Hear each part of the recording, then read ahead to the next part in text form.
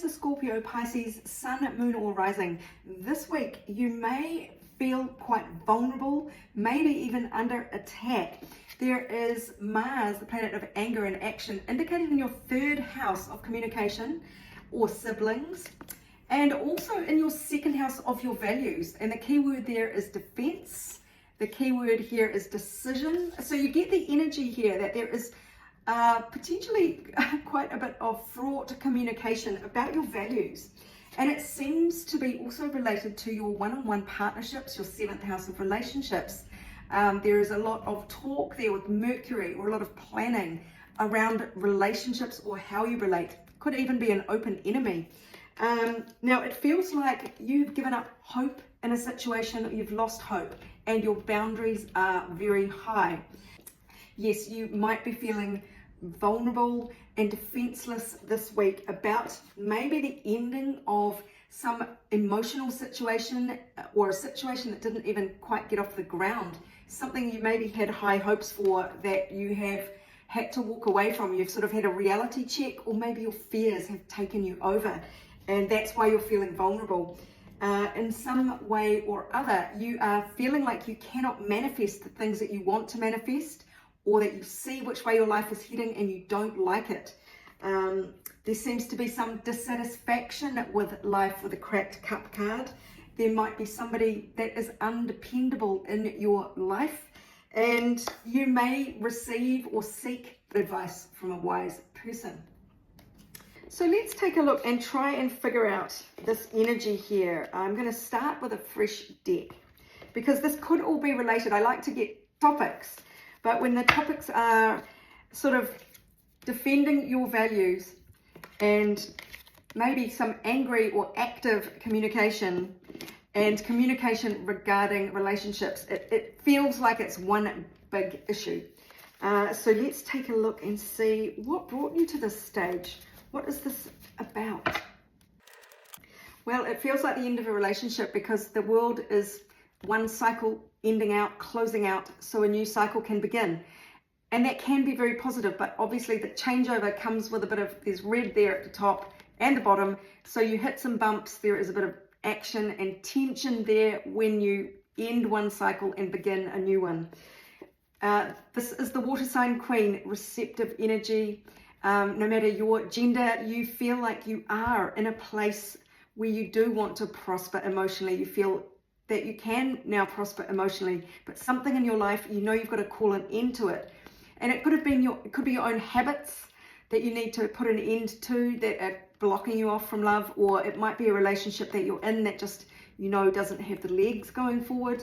It feels like it is time for you to be abundant in your garden alone. It is knowing your worth, knowing your value at the very least as an individual, so that you can prosper in a relationship. So this isn't to say breaking up, but it is reclaiming your worth, especially your emotional worth, so that you can begin a new cycle, maybe in the relationship you're in, because you certainly don't like where it's heading, and you feel kind of disappointed and vulnerable here about you're not getting the love you want, need, or deserve, and it has put you on the back foot.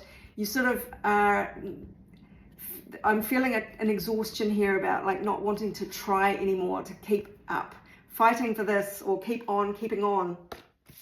So what lies ahead for you, or what else does the universe want you to know about this situation right now? Okay, so what you really don't expect, well, this is my wild card. It is the blank card of the deck, and it is just anything could happen. You might be taken completely by surprise by a new passion interest. It doesn't have to be a love interest, but this is some new situation that gives you a real sense of invigoration, of energy, of passion and excitement. It doesn't have to be romantic, but it is something that really brings a new energy to your life. May not hang around long. So that is one element of the Knight of Wands. It's not the most long-lasting energy. It can be a sudden passion that kind of then wears off, the novelty wears off. Or this Knight of Wands then charges off to the next village for the next seduction. So there is that to bear in mind, but this is another indication that there is a big cycle change for you with the Wheel of Fortune. This is really starting something new. It's a new opportunity that is going to move your life in a different direction. Really echoing that the World card, where it is the end of a cycle and the beginning of a new one. These are two heavy hitters saying things are moving.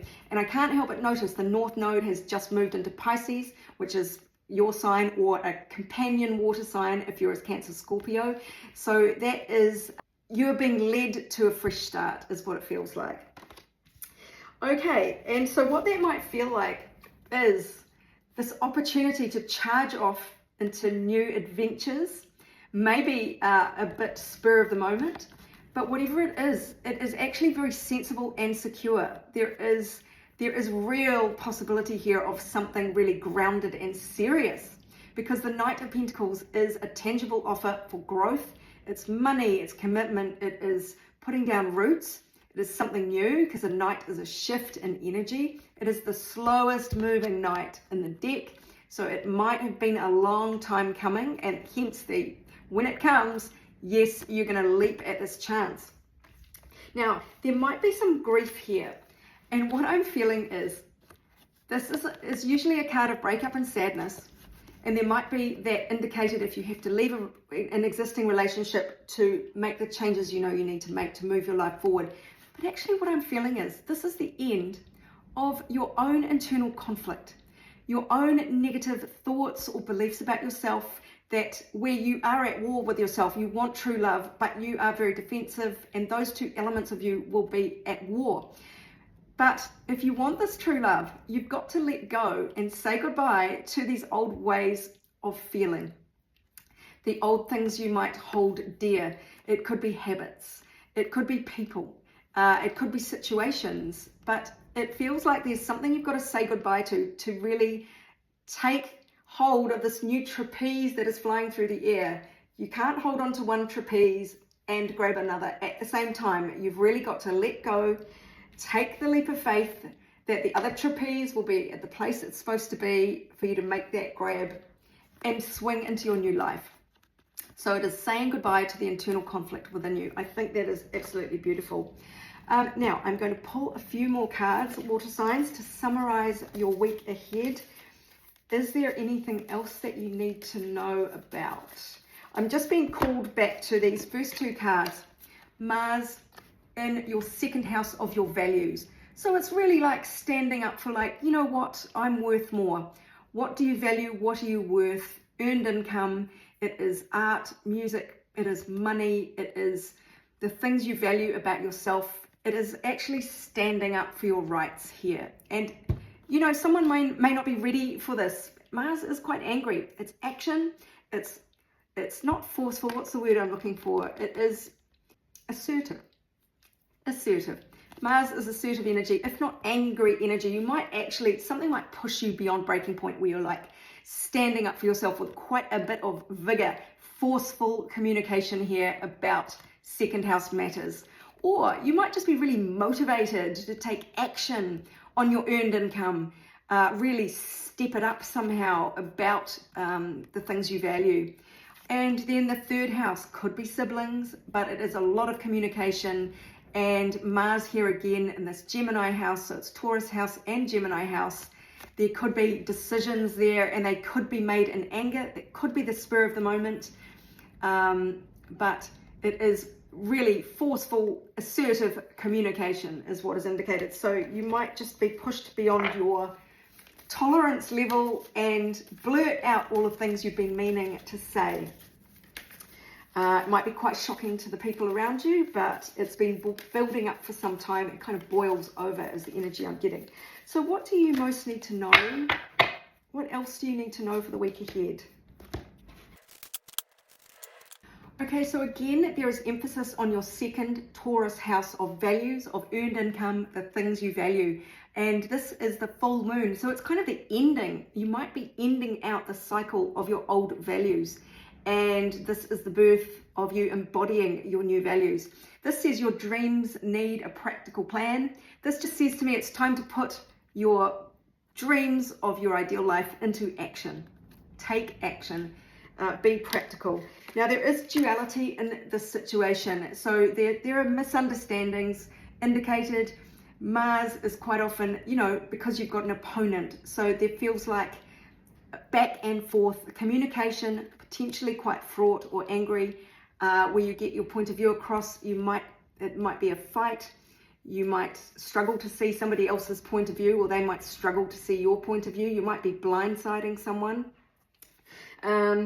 But there is this period here of letting go, going with the flow. There are things you need to let go of. It's cleansing out anything that no longer serves you or suits you in order to receive the new. Closing out those cycles to begin the new cycles. And this could be inner, cleansing out the inner conflict.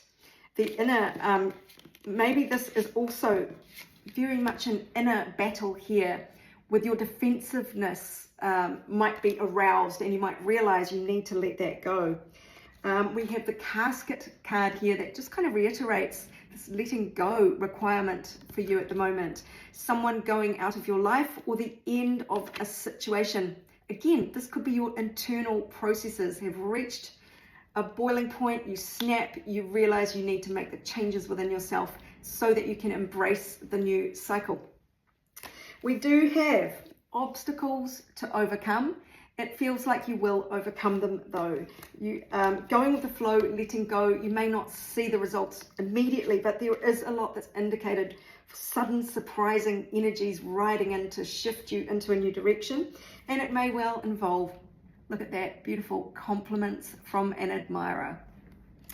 Now, you will really benefit from cultivating your own sense of glow, feeling good about who you are, valuing yourself. That will attract in the right people and the right opportunities to you.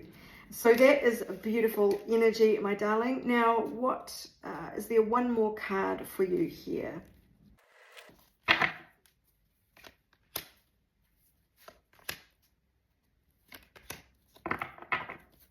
Okay, well, I said one, but I wanted to carry on. I needed clarification.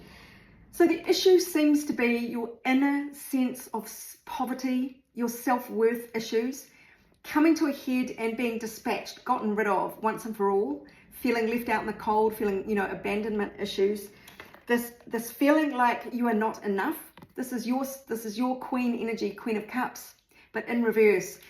So this is the end of you being in reverse, being not acting from your power because of this feeling of being left out or not being seen. This is your inner work to do, is what it feels like. And it involves embracing your emotions, not the logic here, logic or information, not trying to process things and shift things along mentally. So I need another card. I was going to wind it up, but I need one more card to clarify this here. Your advice for the week.